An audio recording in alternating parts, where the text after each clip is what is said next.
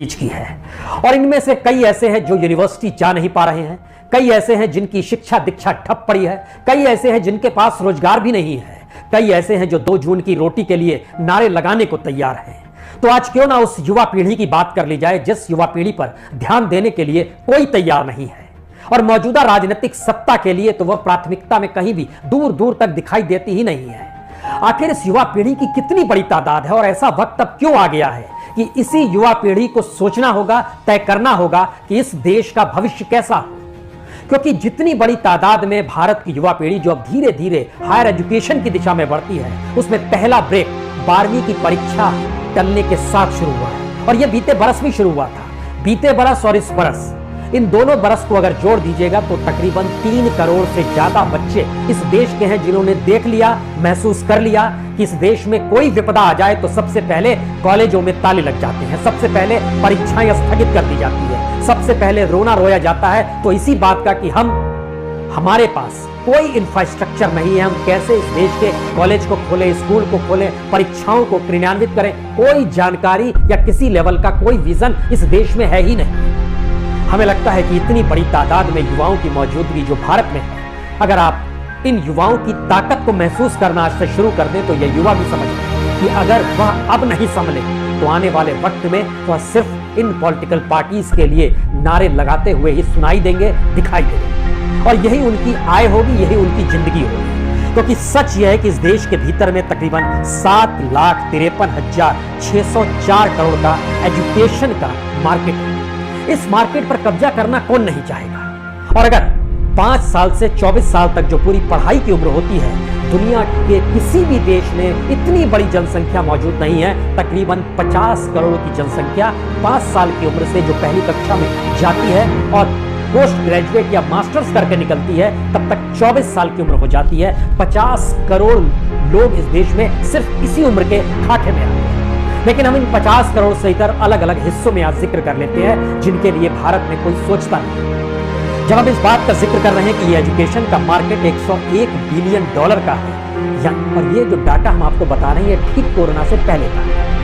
क्योंकि इसको आज समझिए कि इस कोरोना काल में कितनी बड़ी तादाद में भविष्य जो छात्रों का होता है उसके साथ खिलवाड़ किया। यूनिवर्सिटी भारत में खूब बना दी गई, 993 यूनिवर्सिटी बना दी गई। स्टूडेंट्स की तादाद 3 करोड़ 74 लाख। दुनिया के बाजार में भारत के इन छात्रों की संख्या और यहाँ यूनिवर्सिटी खोलने को लेकर जो मुनाफा होता है उसका जो एनालिसिस इंटरनेशनल मार्केट कर रहा है वो ये मानकर चलता है कि अगर एक भी यूनिवर्सिटी भारत में सही तरीके से खोल दी जाए तो उसमें 100 करोड़ का मुनाफा साल भर में उसके साथ जुड़ना शुरू हो जाएगा। इतनी बड़ी ताकत और इतना बड़ा मुनाफा दुनिया के किसी भी देश में किसी भी यूनिवर्सिटी के साथ जोड़कर देखने की कैपेसिटी में कोई भी बड़ा इंडस्ट्रियलिस्ट या कोई भी कॉर्पोरेट सेक्टर जो एजुकेशन के क्षेत्र में आना चाहता है वह नहीं सोच पाएगा। लेकिन भारत में इसके स्कोप है।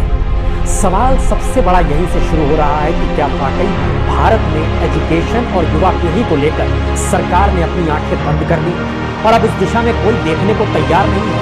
क्योंकि भारत सरकार के सहयोग के जरिए जो इंटरनेशनल मार्केट में अपने तौर पर एनालिसिस किया है, जैसे ई लर्निंग मार्केट 14,609 करोड़ यानी 1.96 बिलियन डॉलर, जो ऑनलाइन एजुकेशन मार्केट है इसका बाजार लगभग 64,104 करोड़ 8.6 बिलियन डॉलर का है।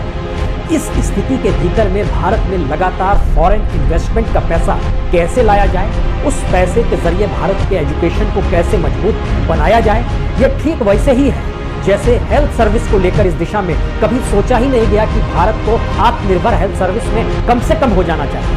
आपको जानकर हैरत होगी कि हेल्थ सर्विस में लगभग 80% मेडिकल इक्विपमेंट्स जो हैं उन्हें हम बाहर से मंगाते हैं।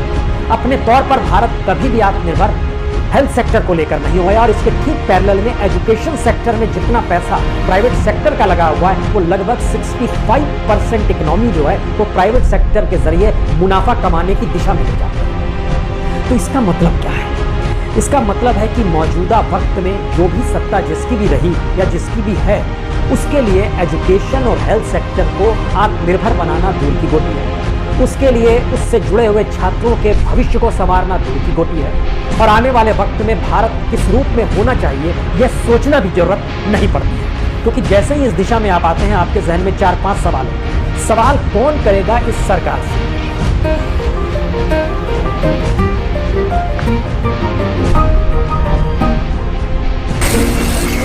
does it take to build a modern-day smartphone?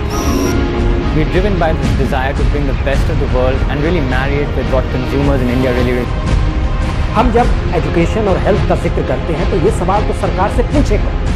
7-8 organisations का नाम हम आपसे जिक्र करते हैं जिसके जरिए आप समझ पाएंगे अब इस देश के भीतर में आप भी सवाल किससे पूछें। मान लीजिए आप अस्पताल गए, वहां पर आपको ऑक्सीजन पाइप नहीं मिल पाई, आप सवाल किससे करेंगे। मान लीजिए आप बैंक गए, बैंक ने अपने आप को दिवालिया घोषित कर दिया, आपका पैसा वहां फंसा हुआ है, आप गुहार किससे लगाएंगे। इस देश में कोई भी मिनिस्ट्री, चाहे वो लेबर वेलफेयर मिनिस्ट्री क्यों ना, वहां पर अगर पैसे का हेरफेर होता है तो कौन देखेगा, कौन निगरानी करेगा। इस देश के संविधान के साथ अगर खिलवाड़ होता है तो सवाल कौन करेगा, और उस सवाल को करने की स्थिति में क्या वो ऑर्गेनाइजेशन है भी या नहीं। जरा पहले इसको सिलसिलेवार तरीके से परख लीजिए, उसके बाद समझ पाइएगा क्यों हमारे देश के युवाओं के साथ इस देश की सत्ता खिलवाड़ करती है और बेसिक इंफ्रास्ट्रक्चर भी अब इस देश में दे पाने की स्थिति में अब सरकारें नहीं बच पा रही। और ध्यान दीजिए, कोई इस देश के प्रधानमंत्री को कोई फर्क नहीं पड़ता, इस देश की सत्ताधारी पॉलिटिकल पार्टी को कोई फर्क नहीं पड़ता है कि इस देश के भीतर के जो मुश्किल हालात है उसमें हमने बेसिक इंफ्रास्ट्रक्चर, हेल्थ या एजुकेशन को लेकर खड़ा भी किया या नहीं किया, या करना भी चाहते हैं या नहीं चाहते, या आने वाले वक्त में हमारे पास कोई विजन भी है या नहीं, कोई दृष्टि कहीं भी नहीं। सीधे तौर पर राजनीतिक सत्ता कैसे मिल जाए, किस रूप में मिल जाए, यही सबसे महत्वपूर्ण है। और शायद इसीलिए राजनीतिक तौर पर भारतीय संविधान के मद्देनजर यह साफ तौर पर कहा गया था कि भारतीय लोकतंत्र से सावधान रहें, क्योंकि यह जितना प्रोडक्ट बढ़िया दिखाई देता है उतना बढ़िया प्रोडक्ट है नहीं। महात्मा गांधी ने भी अपने तौर पर इसका जोर दिया कि दरअसल यह सहजोर को मौका देगा, कमजोर को ठगना शुरू कर देगा और गरीबों के प्रति आर्थिक अन्याय बढ़ाएगा। बाबा साहब अम्बेडकर और महात्मा गांधी ने इसमें समानता दी कि किस रूप में आर्थिक समानता जरूरी होनी चाहिए लोकतंत्र के भीतर में, और इसी आर्थिक समानता को नहीं देने की परिस्थिति में राजनीतिक सत्ता रहेगी। अब यहाँ पर आखिरी सवाल ये है, इस देश के 1.5 करोड़ बच्चे जो 12वीं की परीक्षा देने जा रहे हैं, 1.5 करोड़ बच्चे जो पिछले बरस 12वीं की परीक्षा दे चुके हैं लेकिन आज तक कॉलेज का चेहरा नहीं देख पाए, सब कुछ ऑनलाइन चल रहा है, उनको भी सोचना चाहिए और अब उनको उस दिशा में कदम बढ़ाने चाहिए जहां पर इस देश की राजनीतिक ताकत को वह डिगा सके, बता सके कि इस देश को आगे बढ़ाने के लिए एजुकेशन क्यों जरूरी है। अगर उस दिशा से आंखें मूंद ली गई तो स्थिति कितनी विकट हो जाएगी और अज्ञानता या बौद्धिक रूप से दिवालियापन इस मौजूदा राजनीतिक सत्ता की जो जरूरत बन चुकी है वो चाहेगी कि हर ऐसा व्यक्ति उसके साथ खड़ा हो जो बौद्धिक तौर पर कोई सवाल न खड़ा कर सके, जो किसी भी रूप में ऐसे सवालों को जन्म ना दे सके जिसके जरिए इस देश के भीतर में राजनीतिक सत्ता को लेकर सवाल हो। इसीलिए जिस 8 पिलर का जिक्र हम आपसे कर रहे थे, सबने सवाल करना बंद कर दिया, नोटिस थमाना बंद कर दिया, चाहे वो सुप्रीम कोर्ट हो, चाहे वो चुनाव आयोग हो, चाहे वो मीडिया हो, चाहे वो CAG हो, चाहे वो RBI हो, कोई भी इंस्टीट्यूशन किसी रूप में वर्क नहीं कर रहा है। तो ऐसे में इस देश के युवा तबके को ही अब सोचना होगा। सत्ता तो चाहेगी कि उसके पास सत्ता बरकरार रहे, लेकिन यह पहली बार देखने को मिल रहा है कि नागरिकों की मौत होती चली जाए लेकिन सत्ता हमारे पास बनी रहे। इसके प्रचार प्रसार में सत्ता को ही लगे रहना है जिसका काम इस देश को संभालने का था। इससे ज्यादा विभत्स स्थिति कभी इस देश के भीतर में आई नहीं होगी। हम आपसे कल मिलेंगे, तब आपको हम एक ऐसी परिस्थिति से अवगत कराना चाहते हैं कि भारत के भीतर में ऑक्सीजन को लेकर भी हमने कोई इंफ्रास्ट्रक्चर, मेडिकल ऑक्सीजन को लेकर कुछ खड़ा नहीं किया। क्यों नहीं किया? बहुत बहुत शुक्रिया।